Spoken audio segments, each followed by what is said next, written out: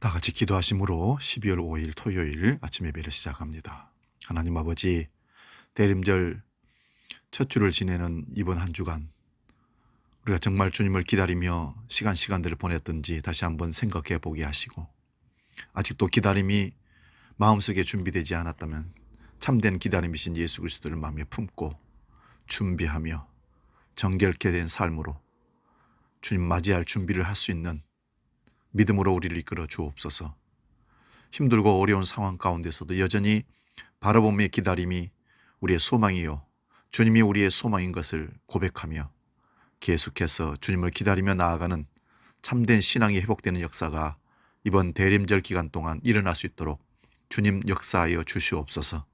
이제 대림절 둘째 주를 맞이하는 토요일 아침입니다.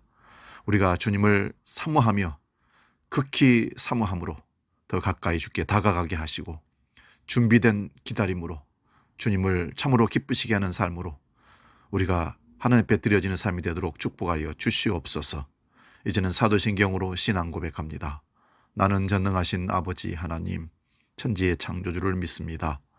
나는 그의 유일하신 아들 우리 주 예수 그리스도를 믿습니다. 그는 성령으로 잉태되어 동정녀 마리아에게서 나시고 본디오 빌라도에게 고난을 받아 십자가에 못 박혀 죽으시고 장사된 지 사흘 만에 죽은 자 가운데서 다시 살아나셨으며 하늘에 오르시어 전능하신 아버지 하나님 우편에 앉아 계시다가 거기로부터 살아있는 자와 죽은 자를 심판하러 오십니다. 나는 성령을 믿으며 거룩한 공교회와 성도의 교제와 죄를 용서받는 것과 몸의 부활과 영생을 믿습니다. 아멘. 오늘 우리에게 주시는 말씀은 구약성경 열왕기하 22장 1절에서 13절까지 말씀입니다. 구약성경 600면에 있습니다. 열왕기하 22장 1절에서 13절 말씀 봉독할 때 살아계신 하나님의 음성을 들을 수 있기 바랍니다. 봉독합니다. 요시야가 왕위에 오를 때에 나이가 8세라. 예루살렘에서 31년간 다스리니라. 그의 어머니 이름은 여디디아요 보스 갓 아다다의 딸이더라. 요시야가 여호와 보시기에 정직히 행하여 그의 조상 다윗의 모든 길로 행하고 자루나 우르나 지추지 아니하였더라.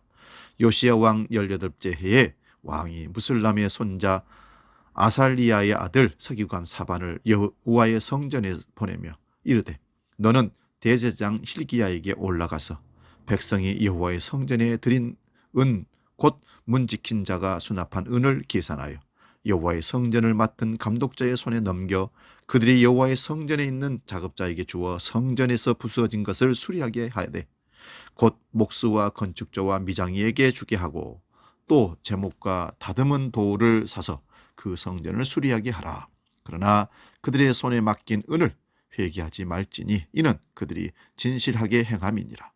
대제사장 hil기야가 서기관 사반에게 이르되, 내가 여호와의 성전에서 율법책을 발견하였노라 하고 hil기야가 그 책을 사반에게 주니 사반이 읽으니라. 서기관 사반이 왕에게 돌아가서 보고하여 이르되, 왕의 신복들이 성전에서 찾아낸 돌을 쏟아 여호와의 성전을 맡은 감독자의 손에 맡겼나이다 하고 또 서기관과 사반이 왕에게 말하여 이르되, 제사장 hil기야가 내게 책을 주더이다 하고 사반이 왕 앞에서 읽음에 왕이 율법책의 말을 듣고 곧 그의 옷을 찌르니라. 왕이 제사장 hil기야와 사반의 아들 아이감과 미가의 아들 악볼과 서기관과 사반의 왕의 시종 아사야에게 명령하여 이르되, 너희는 가서 나와 백성과 온 유다를 위하여 이 발견한 책의 말씀에 대하여 여호와께 물으라. 우리 조상들이 이 책의 말씀을 듣지 아니하며 이 책에 우리를 위하여 기록된 모든 것을 행하지 아니하였으므로 여호와께서 우리에게 내리신 진노가 크도다. 아멘. 오늘 봉독한 말씀으로 하나님 말씀 앞에 서는 삶, 이런 제목으로 말씀을 상고하며 은혜를 나눕니다. 이스라엘은 솔로몬 왕 이후에 남북이 분열되고 맙니다. 솔로몬 왕의 아들인 르호보암과 북쪽 이스라엘을 대표했던 여로보암의 분란으로 결국은 남유다와 북쪽 이스라엘로 나누어지게 됩니다.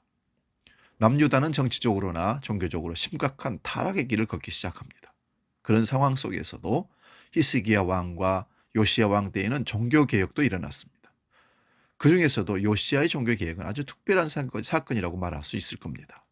요시야 왕의 선대 왕이었던 아버지인 므낫세와 아몬에 대해 성경은 여호와 보시기에 악을 행한 왕이라고 평가하고 말았습니다. 하나님의 이름이 이스라엘 속에서 잊혀지고 성전과 그 안의 기물들이 의식을 행하는 일부분으로 전락해 가던 그때 요시야 왕은 남쪽 유다가 하나님 나라로 회복되기를 소망하며 개혁을 단행했던 것입니다. 요시야 왕의 종교 개혁을 보면서 오늘 우리들이 살아가는 삶의 영역에서도 반드시 개혁되어야 할 부분이 무엇인지를 묵상하고 변화를 다짐하는 시간 되시기를 바랍니다. 오늘을 살아가는 그리스도인들이 꼭 필요한 것은 1절, 2절에 여호와 하나님 보시기에 정직하게 행하였다 하는 것입니다. 2절을 보면 요시야가 여호와 보시기에 정직히 행하여 그의 조상 다윗의 모든 길로 행하고 좌로나 우로나 치우치지 아니하였더라. 요시야는 아버지 아몬이 죽자 8살의 매우 어린 나이에 왕위에 오르게 됩니다. 므낫세와 아몬으로 이어지던 악한 통치의 영향으로 유다는 죄악이 가득한 땅이 되었고 우상 숭배로 물든 나라가 되었지만 요시야는 모든 악을 끊고 여호와 하나님 보시기에 정직하게 행했습니다. 자기 생각대로의 정직함이 아닙니다. 자기 감정들의 정직함도 아닙니다. 하나님이 기준이었던 것입니다. 바로 말씀입니다. 잠언 20장 11절에 정직함은 반드시 행실로 드러나게 되어 있습니다. 다윗은 주 앞에서 정직한 마음으로 행하였기에 성경은 이후 왕들의 평가 기준을 다윗으로 정합니다. 다윗과 같이 정직하게 행하였는가로 선한 왕이고 악한 왕으로 구별되는 것입니다.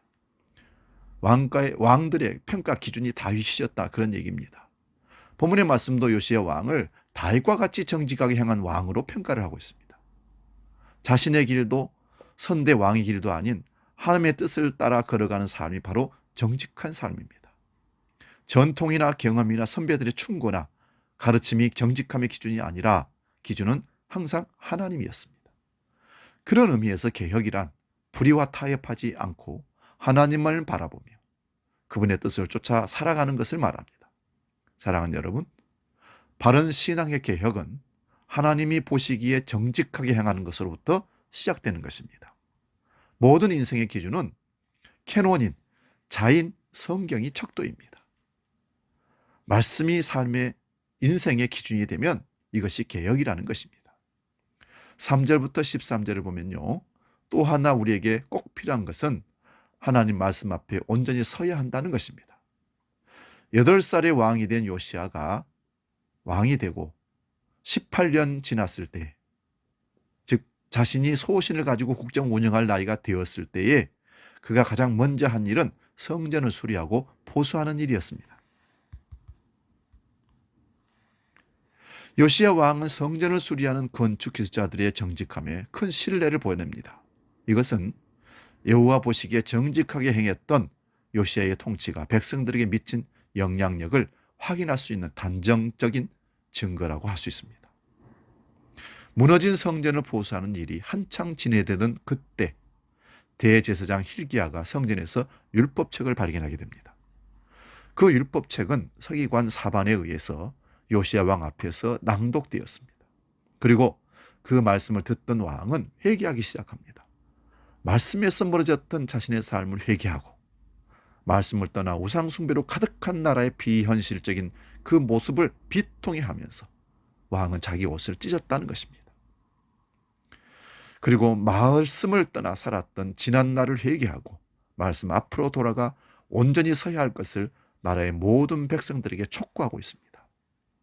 왕이 옷을 찢었다는 것은 자기의 정직함을 행동으로 보여준 것입니다. 하나님 앞에 회개하고 돌아서겠다는 것입니다. 여러분, 신앙의 개혁, 믿음의 회복은 말씀을 통해서 이루어지는 것입니다. 하나님의 뜻은 말씀 속에서 찾을 수 있습니다. 미안하지만 말씀을 떠난 어떤 하나님의 뜻은 자칫 자기 주장이고 자기 고집이 될 수 있습니다. 자기 생각을 하나님의 뜻이라고 주장한다면 그것이 바로 이단이고 그것이 바로 독재인 것입니다. 오직 하나님 말씀만이 모든 정직함의 기준이며 삶의 기준인 것입니다. 말씀 속에 주님의 가르침이 들어있습니다. 주님의 삶과 성품이 말씀으로 기록되어 우리 곁에 있습니다. 하나님 말씀 앞에 온전히 서는 저와 여러분 될 수 있기를 간절히 소원합니다. 어떤 특별한 사람의 설교나 그 사람의 어떤 신앙 노선이나 사상이나 철학이 우리 삶의 기준이 되면 문제가 생깁니다. 왜냐하면 사람은 변하게 되어 있고 변한 사람은 죄를 짓게 되어 있고 변질되게 되어 있습니다. 우리의 기준은 영원히 변함없는 하나님 말씀이어야 되는 것입니다. 가정에서나 직장에서나 혹은 학교에서도 늘 하나님 말씀 앞에 바로 살아가는 참 그리스도인 되시기를 바랍니다.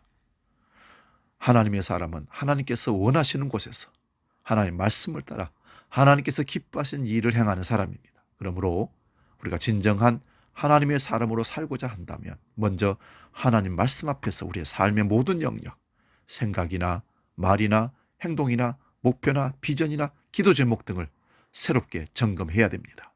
하나님 말씀의 뜻에서 합당한 건지 벗어난 것인지를 말입니다. 그러고서 주여 내가 부족하오니 지혜를 주셔서 말과 행동과 생각과 목표와 비전이 기도 제목이 하나님이 원하시는 뜻대로 정해지게 해주시고 이루어지게 해주옵소서. 그 믿음마저도 하나님이 주셔야 되는 것을 믿으시기 바랍니다. 기도하겠습니다. 하나님 말씀 앞에서 사는 삶, 말씀이 기준이 되는 삶을 적용받는 삶, 그 사람이 하나님 나라의 백성인 것입니다. 백성은 마땅히 하나님 나라의 법에 지도 아래 합법적으로 순종하며 그 말씀을 따라 살아내는 삶을 살 때만 하나님 백성이 되는 것입니다. 우리가 그 백성으로 살도록 말씀을 주심을 감사합니다. 오늘도 말씀 앞에서 우리 자신들을 점검하게 하시고 우리의 말과 생각과 목표와 비전과 기도 제목이 하나님 뜻에 맞춰지게 해 주옵소서. 내 것을 버리고 하나님 것을 취하는 지혜로운 순종하는 사람으로 우리를 세워 주시옵소서. 내일 대림절 두 번째 주 예배를 저희들이 준비합니다. 사모함으로 기다림으로 주 앞에 나올 수 있도록 은혜를 다하여 주시옵소서. 이제는 우리 주 예수 그리스도의 은혜와 아버지의 놀라우신 사랑과 성령 하나님의 지키시고 보호하시고 깨닫게 하시고 인도하신 크신 역사가 항상 하나님 말씀이 삶의 기준이 되어 그 말씀 따라 순종함으로 하나님이 예비하신 축복을 누리고 하나님 백성으로 당당하게 살아가기로 약속 결단하는 모든 믿음의 권속들 머리 위에 저들이 나아가는 미래의 삶 가운데 영원히 함께 계시기를 간절히 축원하옵나이다. 아멘. 이어서 우리 주님 말씀하시면 내가 나아가리다 우리 찬양 함께 부르겠습니다.